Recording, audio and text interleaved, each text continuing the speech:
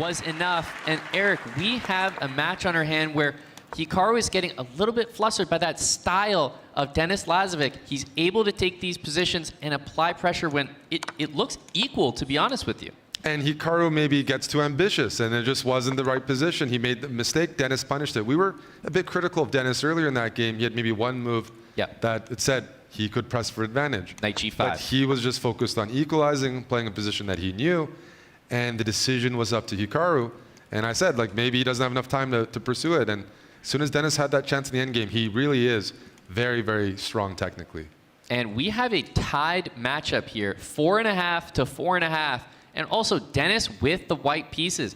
You know, coming into this third place matchup, you kind of talk about chances for both players. You know, what it would mean to them, that EWC qualifying spot. For Denis, the stakes are high, and he's showing up on the big stage. Yeah, even with a bad start. That's a lot harder. I said Denis isn't the style to really come back, but he started off down a couple of games. But the last hour, just putting the pressure on every time against Hikaru, just by playing solid. Yeah, take it game by game, because Hikaru's the type, you know, you have a good game, good result against him, he's more motivated in the next one, and we're entering Hikaru territory, whether it's 3-minute or bullet. This is where Hikaru thrives. So let's see this game as well. Rook to c8 was just played. Space on the queen side. You expect this from these English setups. Denis has gone back to this. I do like the decision. I think those positions have been good for him when he's played it. I'd like to see it more often. Well, let's just look at this position. This is not active for black. Hikaru is a very active player, very sharp. He's a tactician. This is for black. The bishop's on f8, on d7. It's kind of symmetrical. You don't have pawn breaks. You don't have space gaining moves. It's not the kind of position he wants to be in against Denis. Denis has time and time again done well in these spots.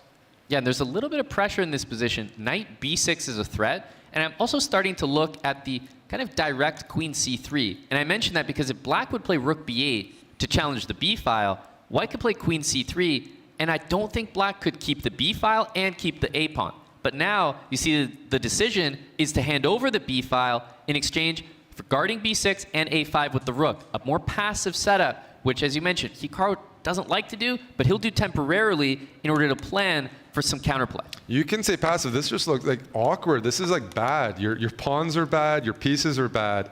And Denis didn't even make a lot of like tough moves to get to this position. Hikaru was just clearly uncomfortable because this is awful. Yeah, and you can play bishop e4 even. If there's pressure on d3, bishop e4 is a nice reaction.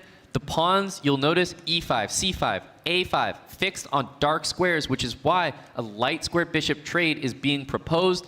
That will favor white. The pressure is on rook b7. Black has to defend it. This is full defensive here for Hikaru. This position is not good at all. And when we say defend it with the rook and stay there for the rest of the game. This a5 pawn isn't going anywhere. Long-term weakness, no counterplay. Hikaru's down 30 seconds, and oof, it's almost close to lost, I would say. Like this is really tough to hold. Yeah, just from a technical standpoint, you know, strategically, the a pawn, having your rook tied down defending one pawn, and I'm only investing perhaps a bishop in order to attack it. Hikaru is going to look for counterplay with h5, but you know, it's not really going anywhere. h4 shuts it down, and if we're thinking about moves that black can play, it's tough to find anything better than perhaps shuffling. Yeah, and Hikaru's not known to just shuffle pieces without any sort of plan. He usually has something. This is tough. And you know, one idea for white, you want to take your time because we're trying to contain this dark squared bishop. At some moment, is f4 an idea? It could be an idea combined with bishop on c3 to undouble your pawns and make a little bit of progress. At the end of the day, look at the pawns. White has 5 pawns on the king side versus 4. You can use that to gain space. So at the right moment, f4. Yeah, on the one hand, the c6 pawn, the double pawn for black, quite useful. Have to appreciate it's keeping white's pieces out of d5 and b5. But when you're counting up the pawns, it's whites who are actually more mobile on the king side. f4 will create a potential pass pawn later. What happens after queen b8? Queen b8, the rook is almost trapped. Rook a6, queen b7 traps the rook. Queen b8, rook d7. Queen c8. Queen c8, yeah, something looks bad here. Queen b7, rook d7. Yep.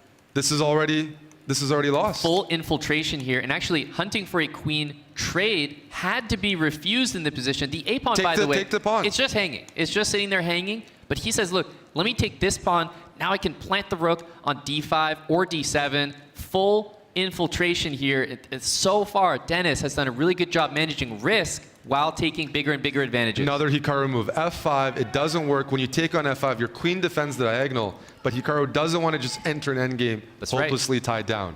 That's right. This is a huge game. This would be for a lead in the match for Denis Lazavik. The rook's on d7. The queen's hunting for counterplay, but the queen on e4 defends everything. Queen d5. Easy, effective. I'm expecting actually a resignation in a few moves. So queen d5, the queen has to go like f6 if you want to keep the pieces on. The bishop on e1, necessary to defend f2. And we just see a... Well, where's the counterplay? This is the way I nothing. thought. Hikaru is a counterplay guy. There's no counterplay, no threats.